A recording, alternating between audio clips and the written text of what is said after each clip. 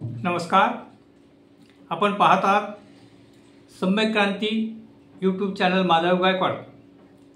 बंधू आणि भगिनींनो, नुकतीच भारत देशाच्या सर्वोच्च न्यायालयाचे सरन्यायाधीश म्हणून आपल्या महाराष्ट्राचा एक सुपुत्र म्हणजे भूषण रामकृष्ण गवई हे भारताच्या सर्वोच्च न्यायालयाचे सरन्यायाधीश म्हणून त्यांची निवड झालेली आहे. तेव्हा आपल्या सर्वांच्या वतीने माननीय भूषण गवई साहेब यांचे फार फार अभिनंदन करतो.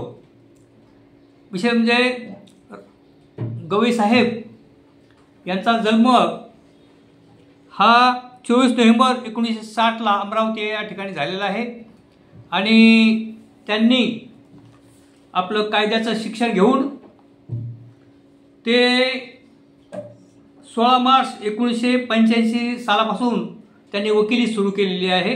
वकिली सुरू केली होती आणि 1987 ते 1990 या दरम्यान त्यांनी वकिली केलेली आहे. म्हणजे नागपूर खंडपीठ किंवा मुंबई उच्च न्यायालय या ठिकाणी त्यांनी 1987 ते 1990 पर्यंत वकिलीचा व्यवसाय त्यांनी केलेला आहे आणि त्या दरम्यान अनेक महत्त्वपूर्ण निकाल त्यांनी दिलेले आहेत.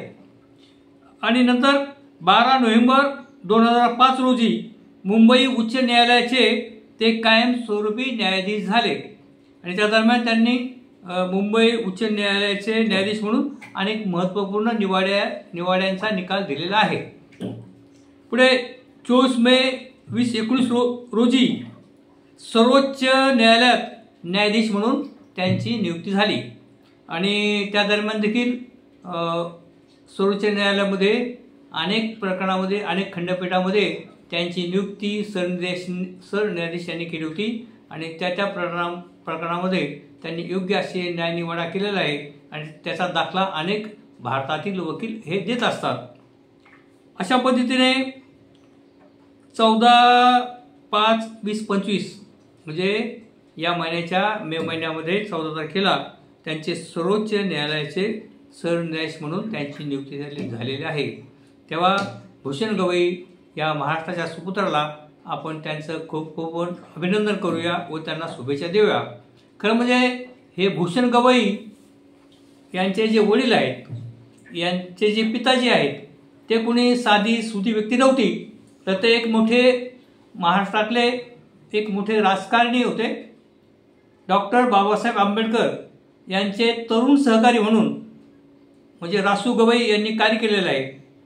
रासू गवई म्हणजे रामकृष्ण सूर्यभान गवई हे यांना 2 मुलं, एक डॉक्टर राजेंद्र गवई हे सध्या रिपब्लिकन पक्षाचे अध्यक्ष आहेत आणि दुसरे हे भूषण गवई जे न्यायाधीश आणि त्यांची आता सर्वोच्च न्यायालयामध्ये सरन्यायाधीश म्हणून नियुक्ती झालेली आहे. तेव्हा रासू गवई हे त्यांचे वडील आहेत. तेव्हा हे रासू गवई हे 30 वर्ष महाराष्ट्र विधान परिषदेचे आमदार होते आणि त्या दरम्यान ते अनेक वर्ष महाराष्ट्र विधान परिषदेचे उपसभापती व अनेक वर्ष ते नंतर सभापती देखील झालेले आहेत. आणि काही काळ गवई साहेबांनी रासू गवई यांनी विरोधी पक्षनेताचं कार्य देखील विधान परिषदेमध्ये केलेलं आहे.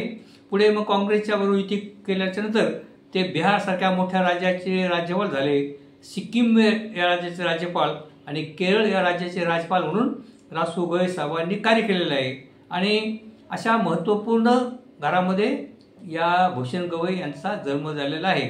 तेव्हा भूषण गवईंच्या माध्यमातून मी त्यांच्या कुटुंबियांची माहिती आपल्याला सांगत आहे. तेव्हा रासू गवई हे आपल्याला माहीत आहे की जे दीक्षाभूमी आहे नागपूरची, जे जागतिक कीर्तीची जी वास्तू त्या ठिकाणी उभी राहिलेली आहे दीक्षाभूमीवर, त्याला दीक्षाभूमी म्हणतात. त्या दीक्षाभूमीचे स्मारक जे आहे त्या स्मारक समितीचे ते रासू गवई अध्यक्ष होते आणि त्यांच्या माध्यमातून अतिभव्य असं दीक्षाभूमीचं एक मोठी वास्तू नागपूर या ठिकाणी उभी आहे.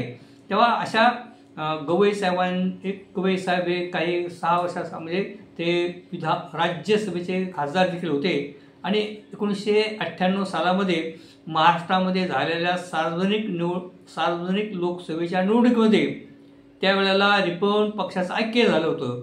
रासू गवई, प्रकाश आंबेडकर, रामदास आठवले, जोगेंद्र कावडे, नामदेव ढसाळ आणि असे सर्व दिग्गज नेते एकत्र येऊन एक रिपब्लिकन पक्षाची स्थापना झाली होती. आणि त्यावेळेला उगवता सूर्य हा रिपब्लिकन पक्षाला चिन्ह मिळालं होतं. आणि त्या एकत्रित रिपब्लिकन पक्षाच्या वतीने 1998-99 रोजी जी निवडणूक झाली त्या निवडणुकीमध्ये रासू गवई हे अमरावतीमधून निवडून आले होते खासदार म्हणून. त्याचप्रमाणे अकोला या ठिकाणून माननीय प्रकाश आंबेडकर साहेब हे निवडून आले होते. आणि प्राध्यापक जोगेंद्र कावडे या चिमूर, विदर्भामधील चिमूर या ठिकाणी निवडून आले. आणि रामदास आठवले हे मुंबईमधून निवडून आले होते, मध्य मुंबईतून. तेव्हा अशा पद्धतीने एक रिपब्लिकन पक्षाचा मोठ्या नेत्याचा मुलगा हे भूषण गवई हे महाराष्ट्राचे आता सरन्यायाधीश झालेले आहेत. यापूर्वी देखील त्यांनी जवळजवळ 300 प्रकरणामध्ये त्यांनी न्यायनिवाड्याचं वाचन केलेलं आहे आणि अनेक महत्त्वपूर्ण निकाल त्यांनी दिलेले आहेत.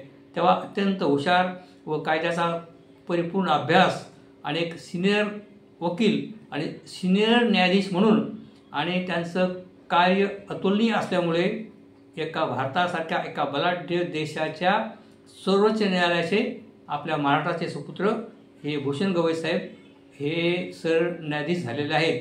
तेव्हा आपण या व्हिडिओच्या माध्यमातून आपल्या सर्वांच्या वतीने मी भूषण गवई साहेबांचं अभिनंदन करतो व त्यांना फार फार शुभेच्छा देतो. आणि अशाच पद्धतीने मी वेगवेगळे व्हिडिओ घेऊन आपल्या समोर येत असतो. तेव्हा आपण जर नवीन असाल तर या व्हिडिओला आपण सबस्क्राईब करा व या व्हिडिओला लाईक करा व या इतरांना देखील हा व्हिडिओ पाठवा.